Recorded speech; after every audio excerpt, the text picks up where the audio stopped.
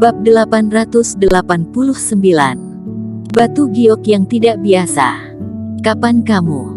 Semuanya merasa terkejut, bahkan wanita yang bermarga Y itu lebih tercengang lagi.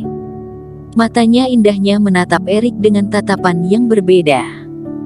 Dia dapat dengan mudah mengatur formasimu untuk membunuh orang. Ini sama sekali bukanlah formasi biasa yang dapat dilakukan oleh para master biasa. Pria tua yang bermarga Zhou itu mengeluarkan ekspresi dingin. Baru saja mengatakan bahwa Erik tidak berguna, dia telah diserang olehnya, seolah memberikan tamparan pada wajahnya. Setelah mengeluarkan raungan, energi pada tubuhnya terbebas, menghancurkan rantai Reiki itu. Erik pun sedikit mengerutkan alisnya. Saat ini tubuhnya masih belum terlalu kuat. Jika tidak, lelaki tua dapat menyingkirkan formasinya itu. Bagaimana? Dapatkah kamu memberikan kepingan batu giok itu? Lalu kemudian, aku akan membantumu untuk menemukan jenazah ayahmu. Erik menatap wanita bermarga yang Y itu. Nona, jangan menyetujuinya. Kota belum mengetahui dengan jelas siapa bocah ini. Tetua Zhou berkata dengan sangat tidak puas.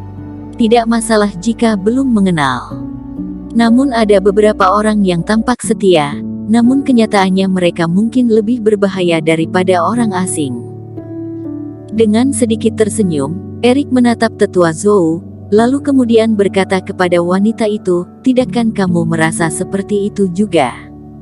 "Apa maksudmu, nak?"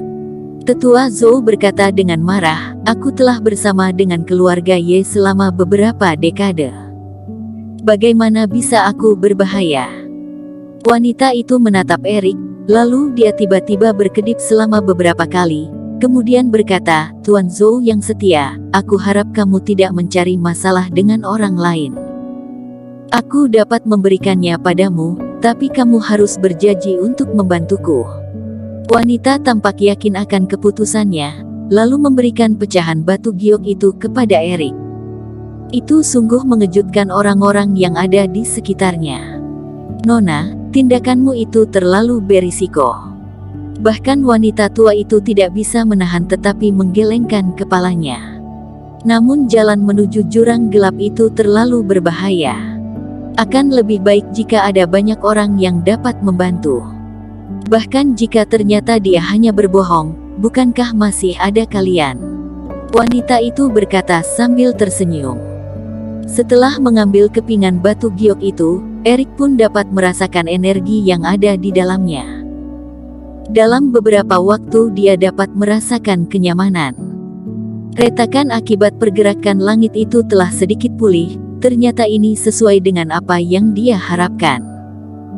Hanya saja kepingan batu giok itu terlalu kecil untuk memperbaiki retakan secara menyeluruh. Tidak diketahui dari mana wanita itu mendapatkannya, sehingga Erik pun berencana untuk bertanya padanya nanti. "Jangan khawatir. Aku tidak akan menipumu hanya karena mengingini uangmu. Aku adalah orang yang setia." Erik berkata dengan santai, sambil mengambil batu giok itu. Kamu memang harus seperti itu.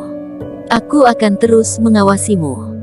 Jika kamu bergerak gegabah, aku tidak akan mengasihanimu. Pedang di tanganku ini akan segera menancap padamu." Tetua Zhou mengancam. Wanita itu memperkenalkan mereka kepada Erik. Ternyata nama wanita itu adalah Sunny. Dia merupakan pemimpin muda dari sebuah keluarga di dunia tersembunyi kecil. Pria muda di sampingnya adalah temannya, yaitu Jimson.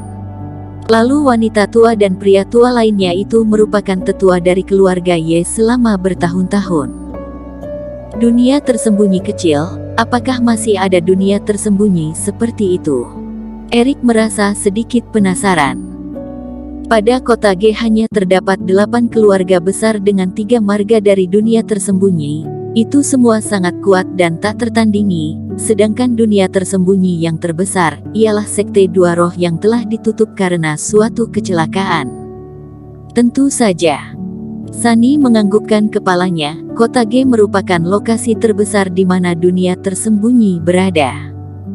Namun di daerah lain juga masih terdapat dunia tersembunyi. Hanya saja itu tidak cukup besar, kapasitas Reiki-nya juga terbatas, yaitu hanya dapat menampung beberapa keluarga kecil. Misalnya, seperti di Eropa, di sana juga terdapat dunia tersembunyi yang cukup besar. Begitu mendengar penjelasan Sunny, Erik sedikit mengangguk. Dengan begitu dirinya pun baru mengerti bahwa aliran sesat, seperti sekte Huofen, juga miliki dunia tersembunyinya sendiri. Sehingga tidak heran jika itu dapat bertahan dan tidak dihancurkan. Dia bahkan tidak mengerti akan informasi umum seperti ini. Benar-benar sungguh bodoh. Tetua Zhou tidak bisa menahan tetapi mencemoohnya. Kalau begitu, tahukah kamu berapa pola yang dibutuhkan untuk membuat roh ribuan binatang? Setelah mendengar kata-katanya, Erik bertanya sambil mengangkat alisnya. Itu sungguh konyol. Aku bukanlah master formasi, jadi untuk apa aku tahu akan hal itu? Tetua Zhou menyeringai. Lagi pula aku bukan berasal dari dunia tersembunyi kecil, jadi untuk apa aku mengetahui hal itu? Erik membalas lelaki tua itu dengan kata-katanya. Kamu.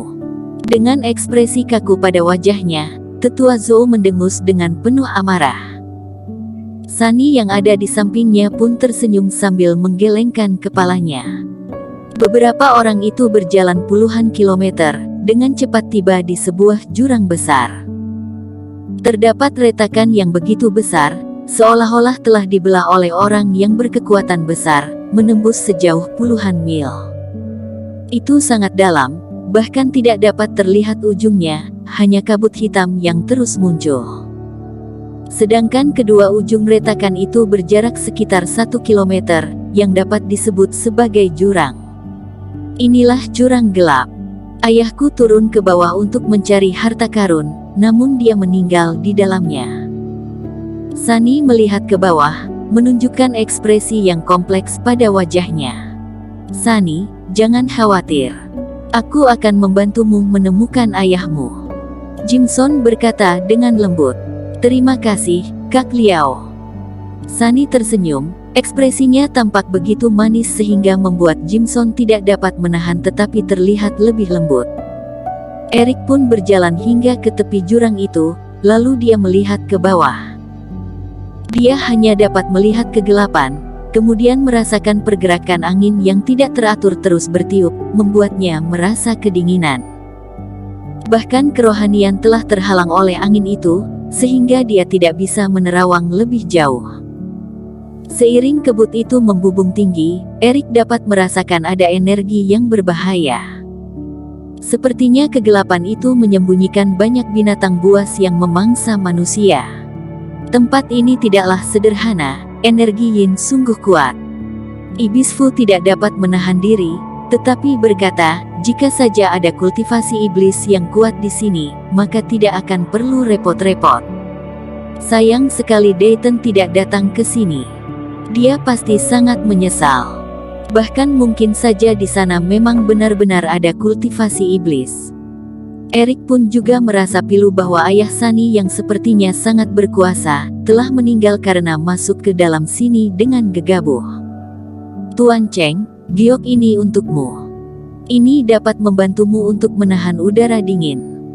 Pada saat ini, Sunny datang, memberikan giok dengan cahaya lembut kepada Erik. Erik masih menggunakan cara lamanya, sehingga nama samarannya ialah Hario, terlebih lagi penampilannya telah diubah, sehingga tidak menimbulkan kecurigaan pada Sunny dan yang lainnya. Untungnya, saat itu sudah berjaga-jaga memahat beberapa jimat pada giok itu, jika tidak maka akan sungguh merepotkan. Sunny tertawa. Erik berterima kasih, lalu mengenakan giok itu di tangannya. Kemudian dia mendapati bahwa ada gambar api padanya, yang benar-benar dapat menahan angin dingin itu.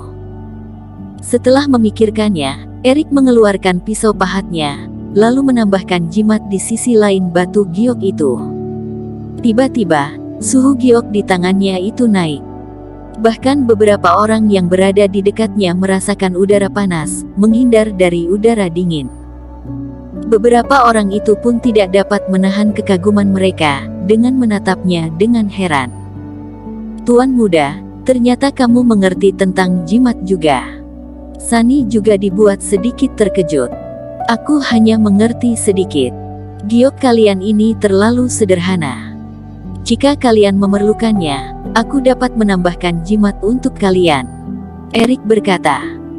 Mengetahui bahwa ayah Sunny memiliki potongan batu giok yang lebih besar, Erik pun bersedia melakukannya agar semuanya berjalan dengan baik, setidaknya hingga dia menemukan mayat orang itu. Terima kasih, Tuan Muda. Sunny tersenyum, lalu menyerahkan gioknya kepada Erik. Nona, kita masih belum tahu identitas orang ini dengan jelas. Bisa saja dia akan melakukan sesuatu dengan giokmu itu. Tetua Zhou kembali berdiri sambil mengerutkan alisnya. Tetua Zhou, jika aku tidak bisa mendapatkan kunci harta karun peninggalan ayahku, bahkan nama keluarga Ye pun tidak akan ada, jadi apa yang dapat dia minta dariku? Senyuman Sunny itu membuat ekspresi pada wajah Tetua Zhou menjadi kaku. Bersambung. Terima kasih telah menonton video ini sampai akhir. Jangan lupa subscribe dan nantikan kisah episode selanjutnya hanya di Novel Story. Salam.